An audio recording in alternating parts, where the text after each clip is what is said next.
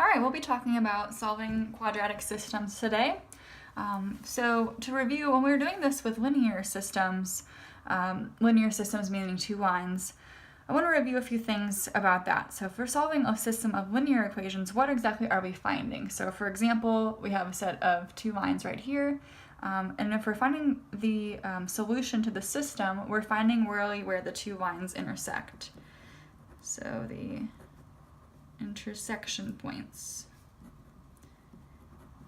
And we're going to give them in terms of x and y. So we want to find x and y in all of these questions, whether it's linear or quadratic or some other type of equation.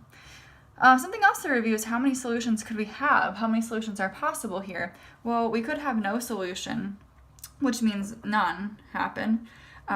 We could have one solution, and we could have infinitely many solutions, which means that these would be the same line. Probably not going to happen in this case, but just those are our possibilities. So we want to think through those as well when we are solving other types of systems instead of just linear. How many possible solutions could there be?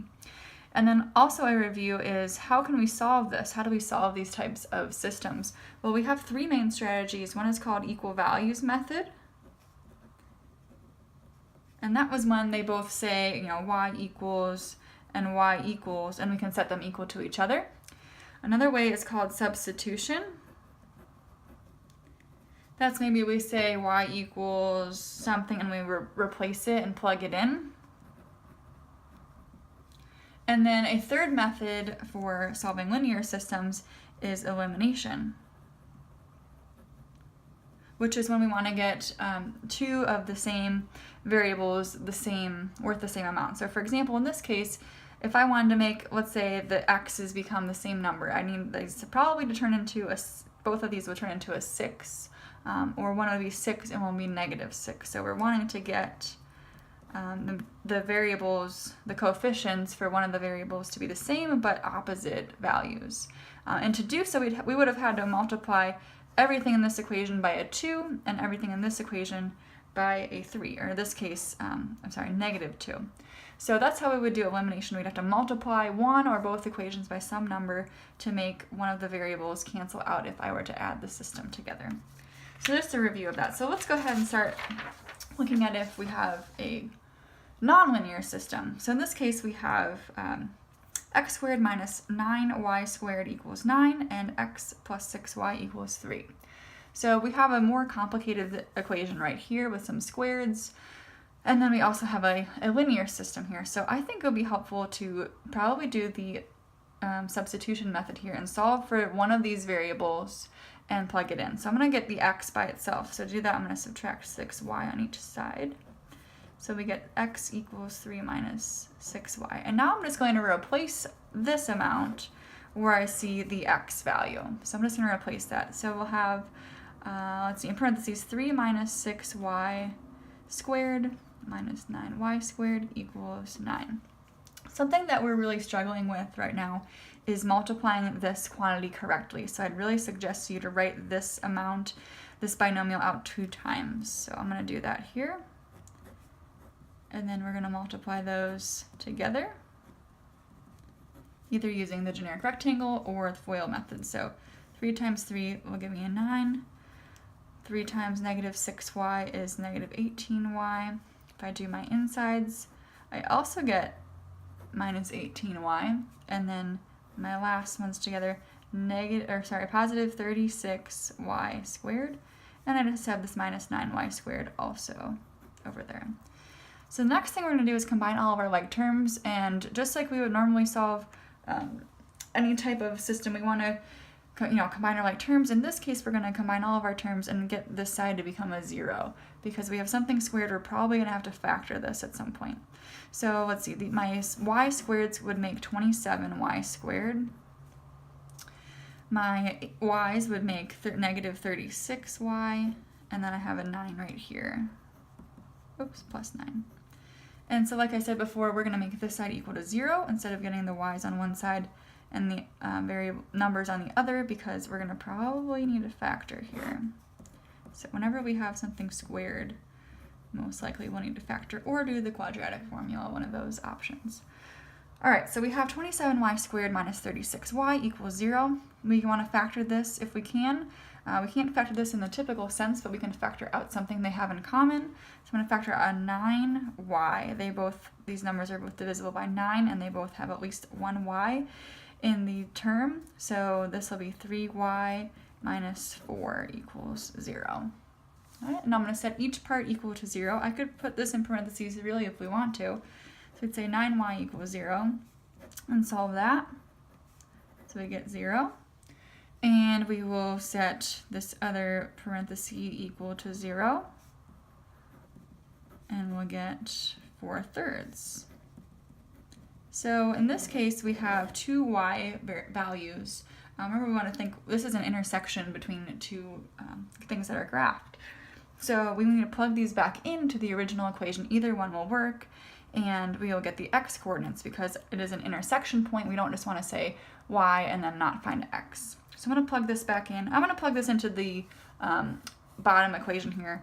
So I'm going to replace that for y. So if I plug in y is worth 0 first, of x plus 6 times 0 equals 3. Well, that whole part, that's a 0, so we get x equals 3. So one of the coordinates is the point 3, 0. I'll do the same thing with this 4/3. I'm going to use also the smaller or the less complicated equation. It should give me the same result with either one. So 4/3 equals 3. So this is like 6 over 1 really times 4 over 3. So the 6 and the 3 can be reduced. 6 divided by 3 is a 2. So really this turns into an, oops, sorry, I don't know why I did that. Plus 8 equals 3. And we'll take away 8 and we'll get -5.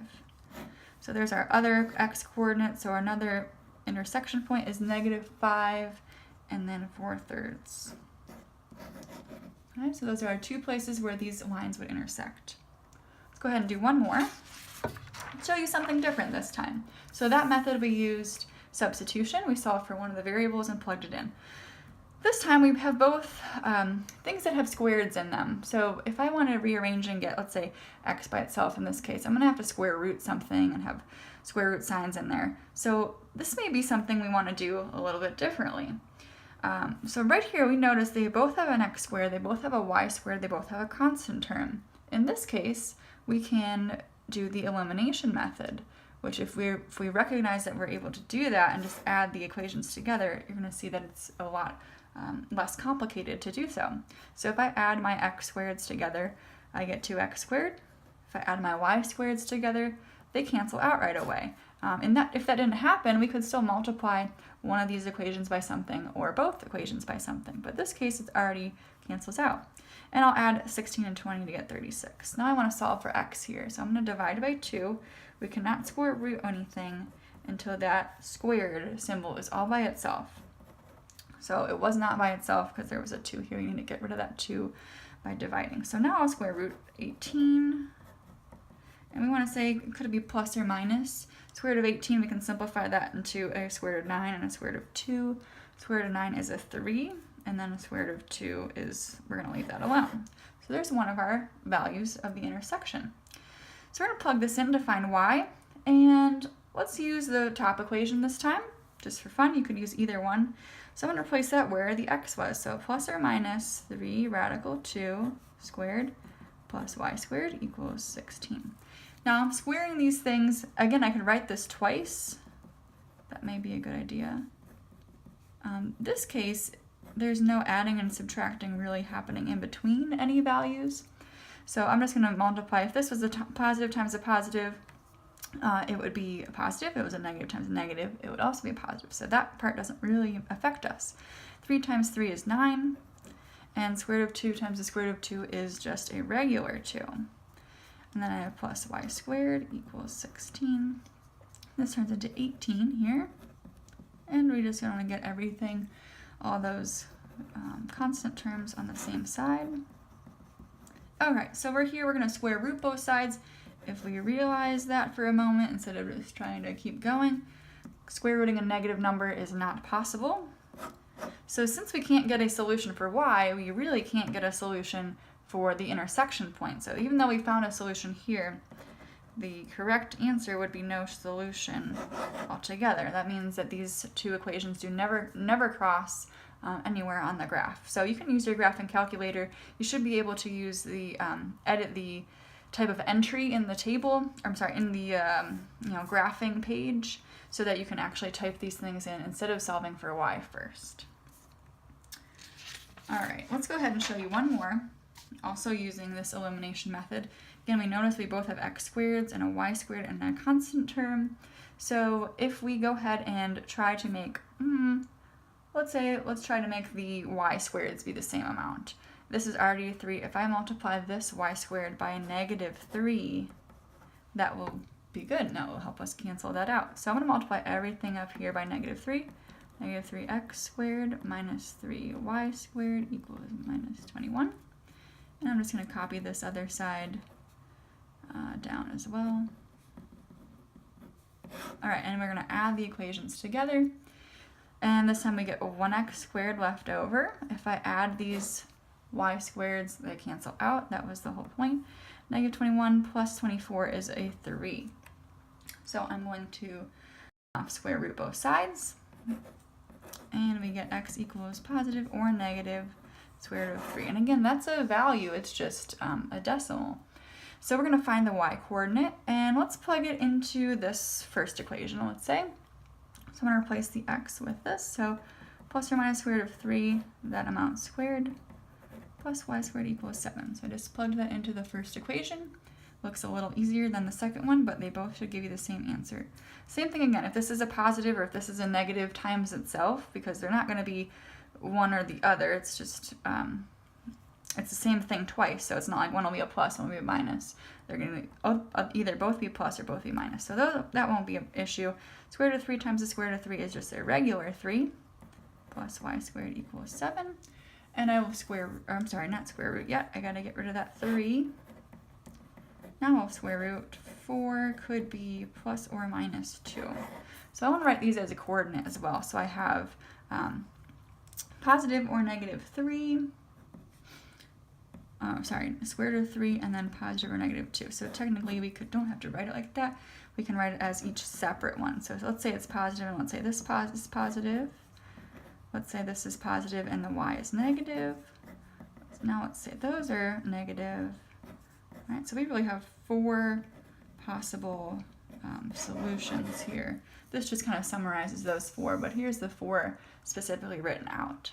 Okay, so I'm going to think about what type of, how many solutions we have, and then what's the best way to solve it. Still using those same 3 methods as before with the linear system. And we're going back to that. We talked about the equal values method, substitution, and elimination.